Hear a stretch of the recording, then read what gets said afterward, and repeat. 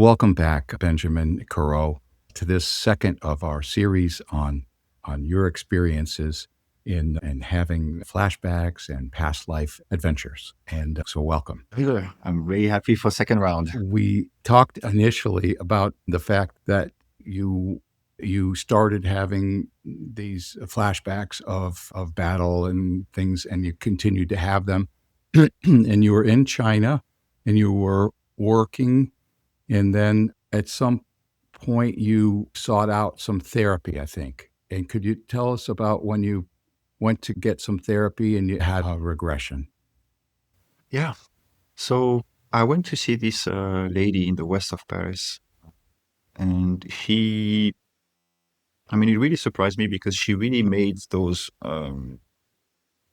ailments and suffering linked to past life issues as the front and center of her practice. Oh, okay. And so I went to see her, and I just as I explained in the previous episode, how the first initial discussion went with her, but it was extremely moving for me to be able to give space for those thoughts to expand, because I really feel like in a discussion, the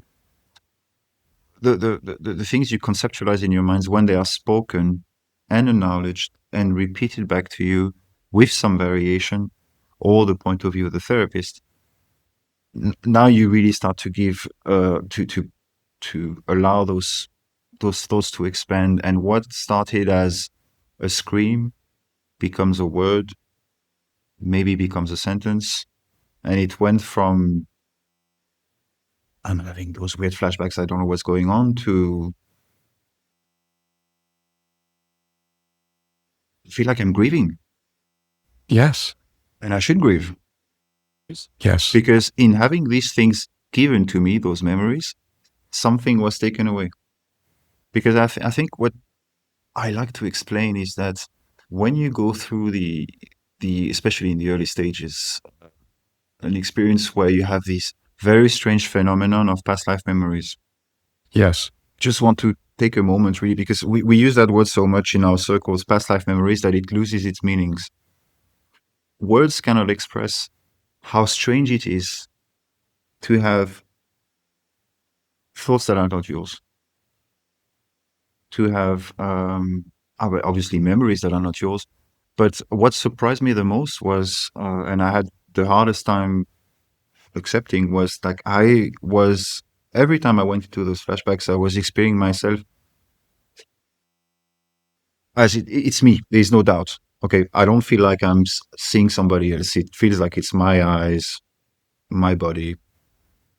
But the things I see and the things I have in my head are so far removed from who I am as a person that was very, very hard to deal with. I had a flashback where I was driving on some field, just dreamy weather. It's sunny, it's not too hot. And we have a column of tanks that is advancing kind of like a V. And I notice around me that there is a lot of bodies in that field. And they all look the same. They've probably been under the sun for several days, maybe weeks. They're all bloated. They all look extremely similar. Oh my goodness. And I know that they're enemies, obviously. And it's a delightful spectacle for me.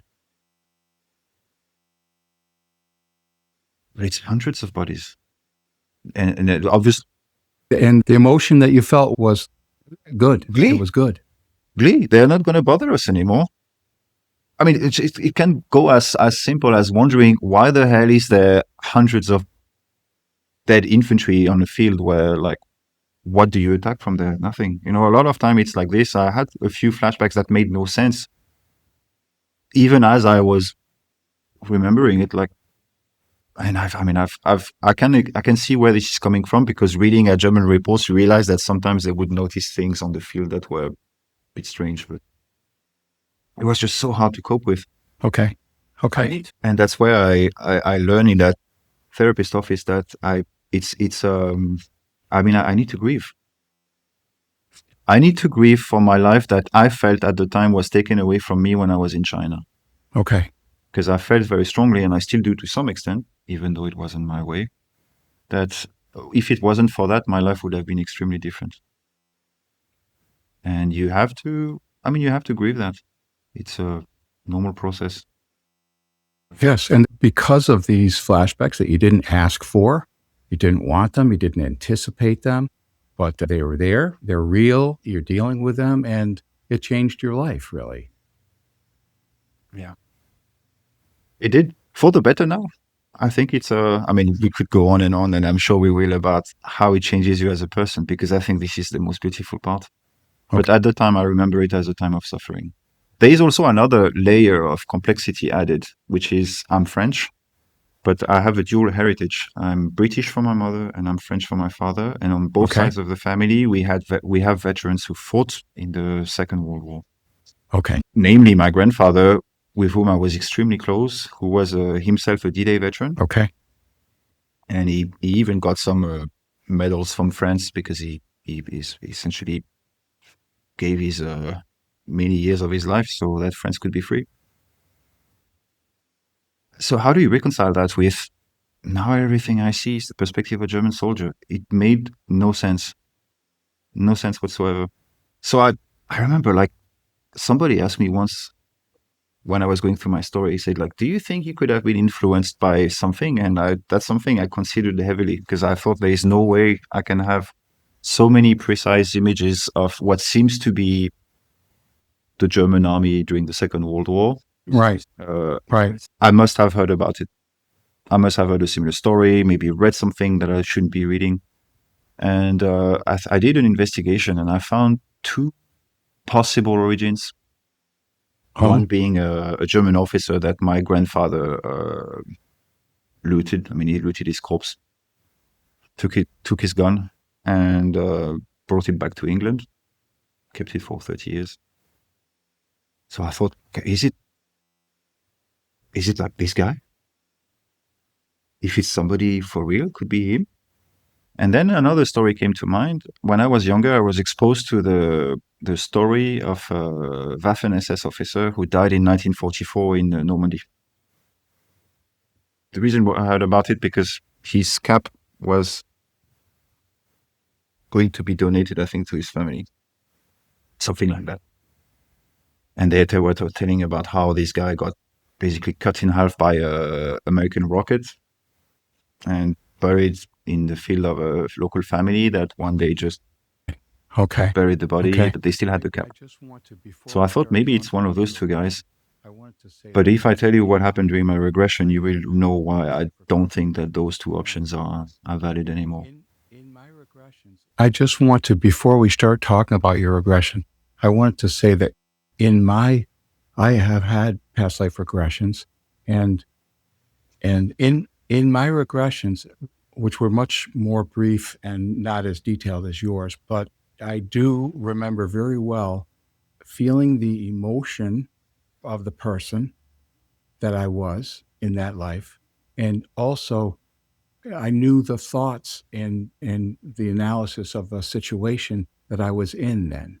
My younger brother had died in a wagon accident, and I was sad for his loss, but then life had to go on, and I had to assume some roles in the family. And it's amazing how in a moment you become that person and that you feel all those feelings just like you had with immediately you knew that the rockets were Yeah. not going to be endangering you, and you knew Yeah. all about your job as a leader of this infantry in the city, and it's really amazing and it's so real, and when you feel the emotions, that really brings it home. I'm not imagining it, I'm feeling it. It's something wild. Yeah, I'm glad you've experienced that, because it's usually, it's very hard to put it into it words. is hard to put into words. So, when you went to this therapist and they suggested that maybe past life regression would be of help. Yeah. That's right. She offered it. She didn't say, I recommend that you undertake a regression with me. What she said, she asked me if I was familiar with it. And then she explained usually what you try to resolve through that mean. It just so happened that I had experience with hypnosis and I knew I was very receptive to that.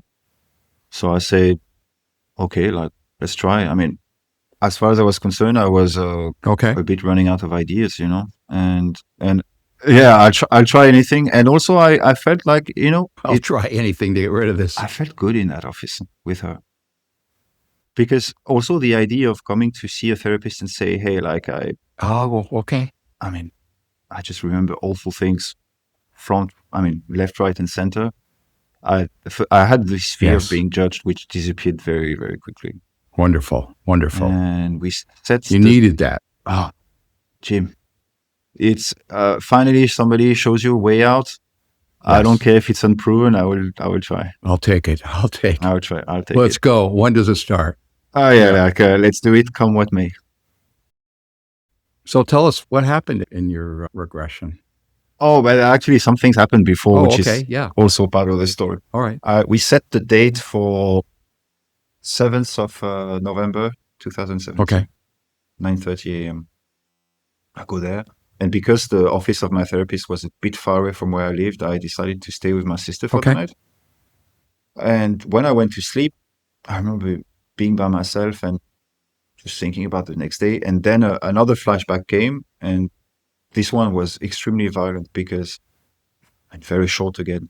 But this time I have a rifle in my hand and I have somebody in my target. And I see a human being with he has his hands tied behind his back, and yeah, no emotion. I just shoot him right at the back of the head, and for some reason I'm extremely aware of every physical sensation. Like I can even feel the trigger, the release, and when the shock hits, like I can tell you exactly where you feel the recoil in your hand or on your shoulder, or how you shift your weight to the front foot so that you can have balance when you're shooting. But as far as emotions are concerned, it's empty. It doesn't really bother me that much. Oh, wow. To be fair, the whole situation was developed in the regression, but Okay.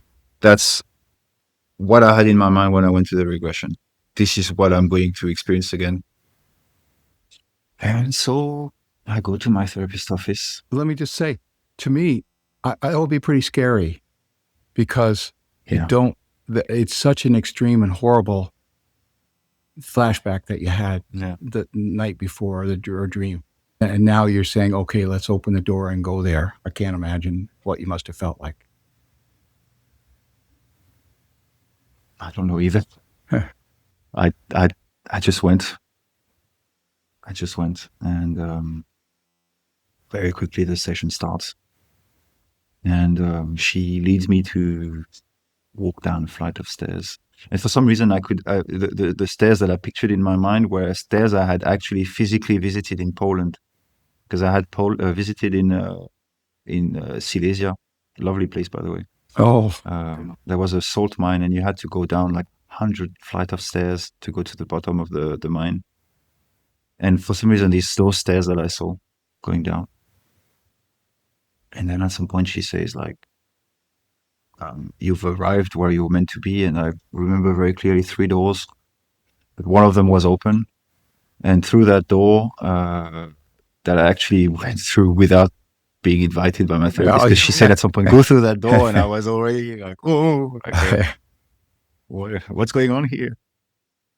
But I immediately knew it was my last day.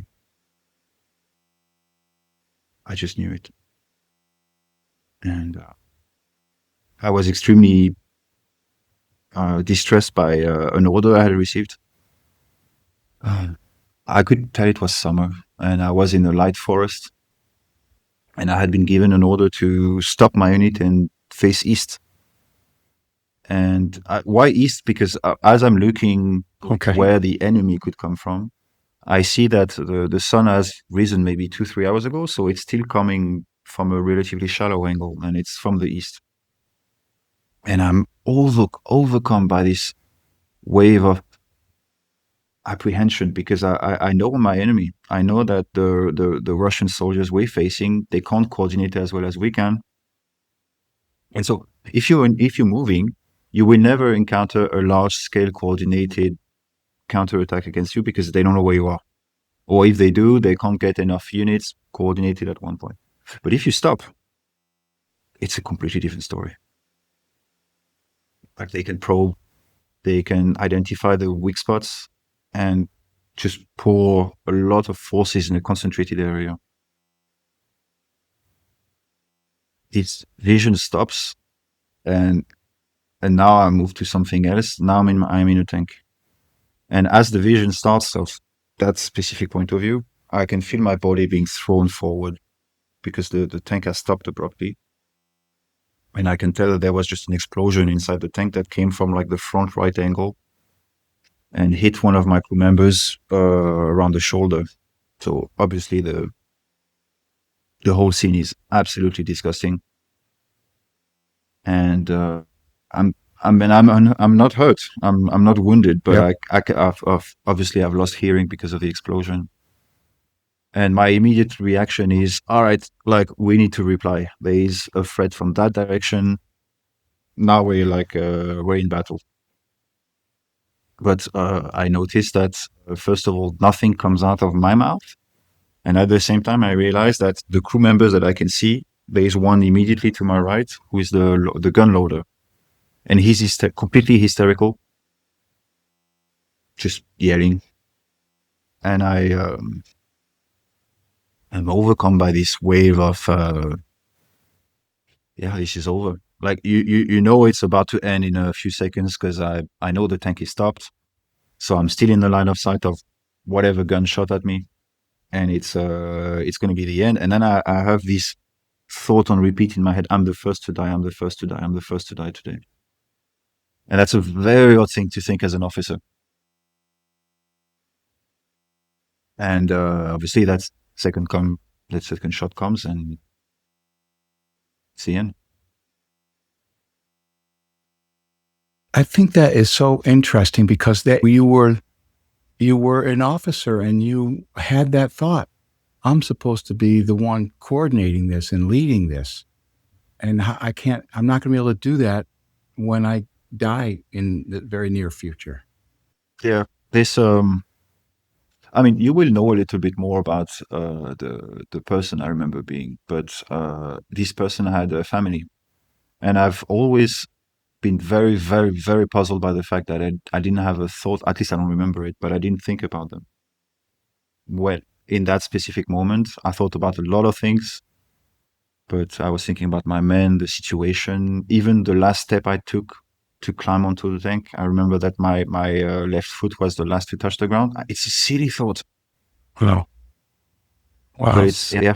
And you know, it's about to end. And I mean, I could go on and on about the mental process that goes on, because at first it feels like a storm of ideas coming. You're going to die. It's all going to end. You'll never go out of this tank. You won't be able to lead your men. Boom, boom, boom, boom, boom, boom, boom. And then it's the silence. You just know that any time the space is going to collapse. Do you know what I used to have nightmares about when I was a child? Being locked in a metal coffin, and I felt like this coffin was about to collapse at any time. It never did. Oh, okay. That moment is the thing I remember the most from all the elements I remember from this experience. Those few seconds in the tank. There you were, sitting there in quiet, knowing that this is it. It's about to end. You have reached in French we say finitude. The sudden realization that your existence in time and space is about to end. It's a very frustrating experience. Wow. And to my great surprise, the shot comes. Okay. I'm very, very vaguely aware of a vibration on my right. So I know the second shot also came from my right. But then I'm no longer in my tank. I've been ripped from it and instantly placed in a very odd location, about 20 yards on the probably about the same angle from where the shots came. I'm seeing the tank, and I'm seeing it slightly burning, and then I see some strange stuff. Like one crew member comes out and rolls on the side, on the left hand side of the tank.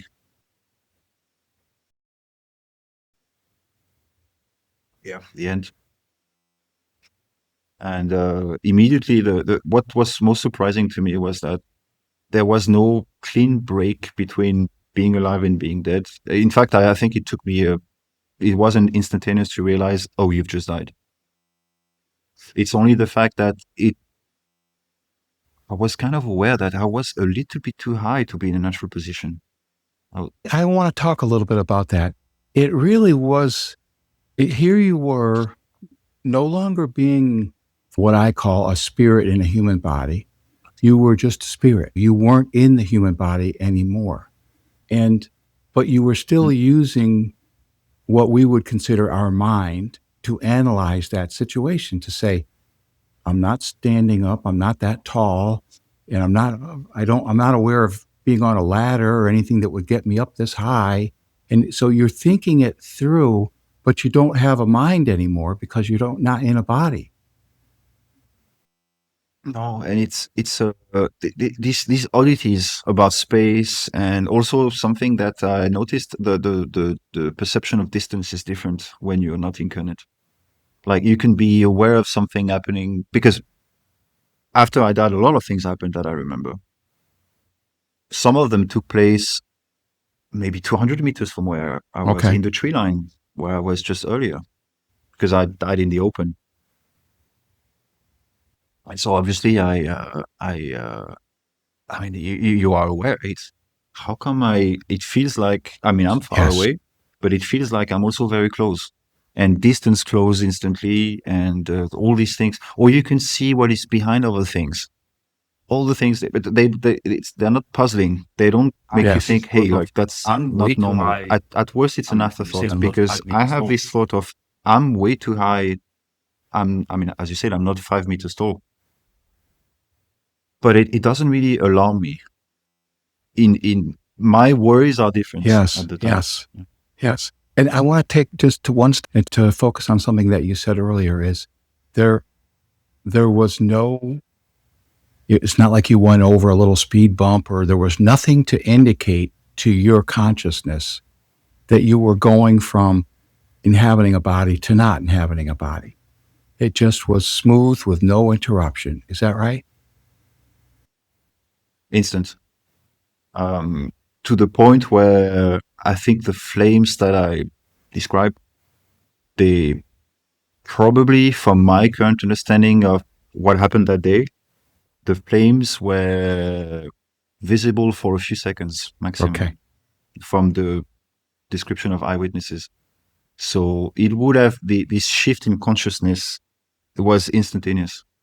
It wasn't 10 minutes after. It wasn't even 1 minute after. It was instantly. You go without transition from one to the next, and it felt very easy. Actually, like, very, very And easy. it wasn't a scary situation. You weren't like, oh my God, I'm not in my body anymore. You didn't feel nervous or scared about it, right? I did, but not for the reasons you would expect. Tell us about Because I consider that my journey following my man, because this is what I did, lasted for 4 days. That's what I estimate, because there are some things I remember that happened 4 days after that date, and that I could still kind of verify. Okay. There was anguish, but Wow. for my men, as I was aware there would be a slaughter. Which one, undefined. I just knew that there would be many, many more deaths, and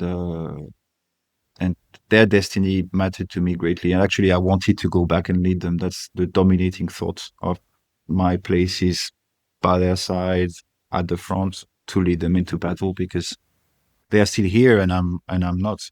But even the idea of, I'm not here, Okay. I'm dead, that thought that idea became clear after a while. I don't remember this way, that immediately you have clear thoughts about, I'm dead, it's over, I'm allowed to do whatever I want or not do anything. Even though the perspective was very different, the mindset at the time was exactly the same, which is I'm still in battle. What changed though? I considered all combatants to be on the same side, which is the one of the living. That is so interesting. Let's pause there for a second and talk about that. Mm. It's clear as an SS tank commander that there was no question that you were going to be killing people that were your enemies. And when you saw all those the bodies of your enemies on the ground, you were just happy about it. And then you had this much different view of that group of people. Yes, and that was instantaneous. Even the gunner of the anti-tank gun that took me out, no ill feelings whatsoever. After a while on the other side, let's say, but still very much connected to what happens on the ground, I was a witness to a very large battle, and I remember being both German souls and Soviet souls, the if you can use that to qualify them. I don't think it's worth it. They were former German soldiers, former Soviet soldiers together, just waiting for the new arrivals. Yeah.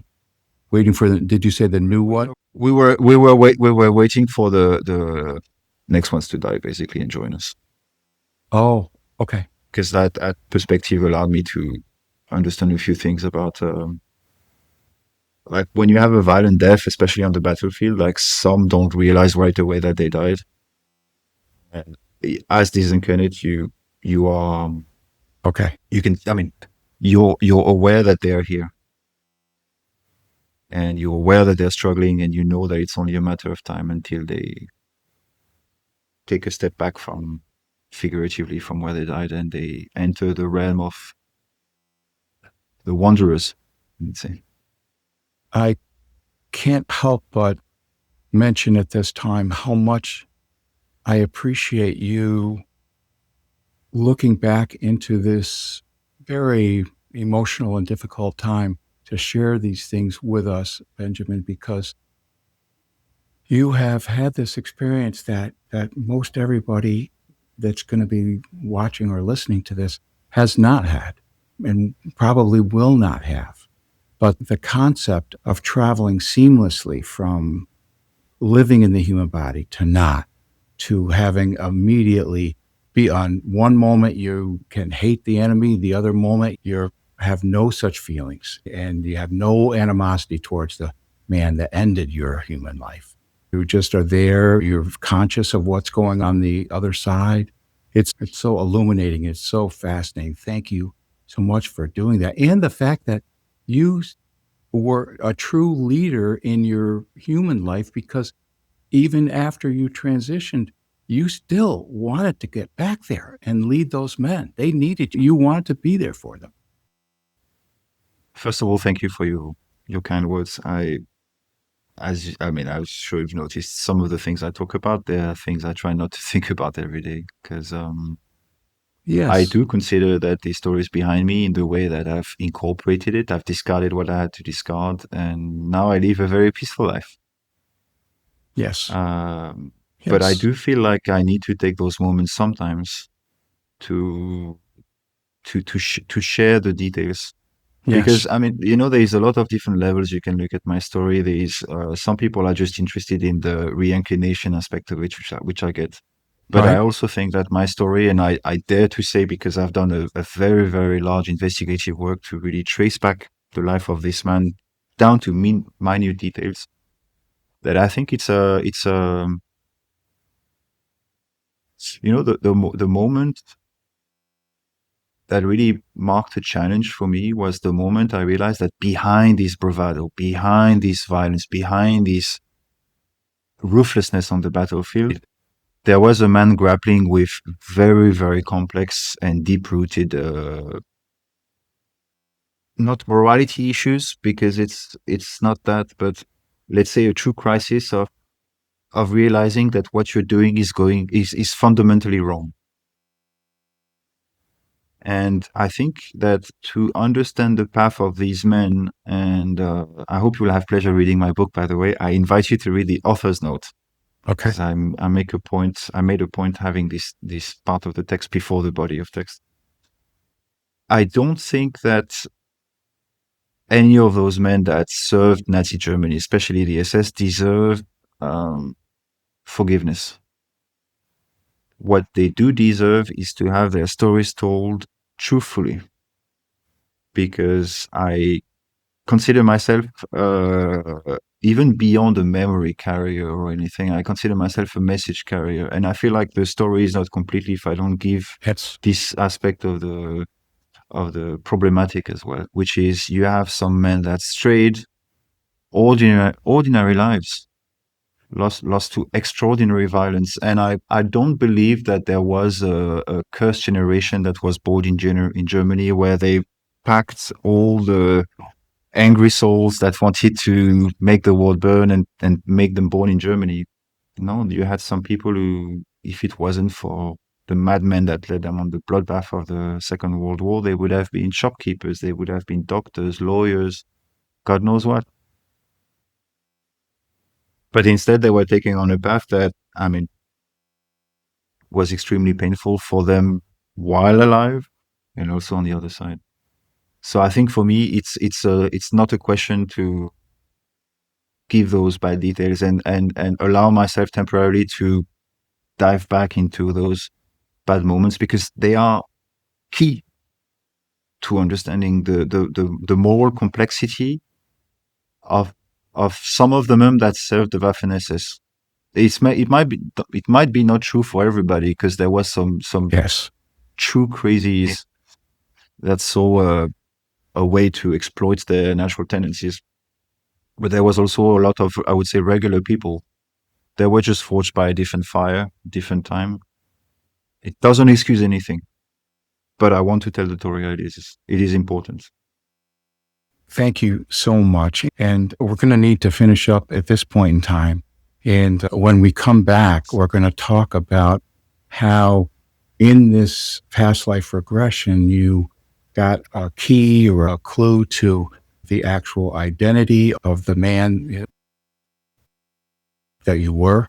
And we're going to move on with that. And it's so fascinating. And I thank you so much, Benjamin.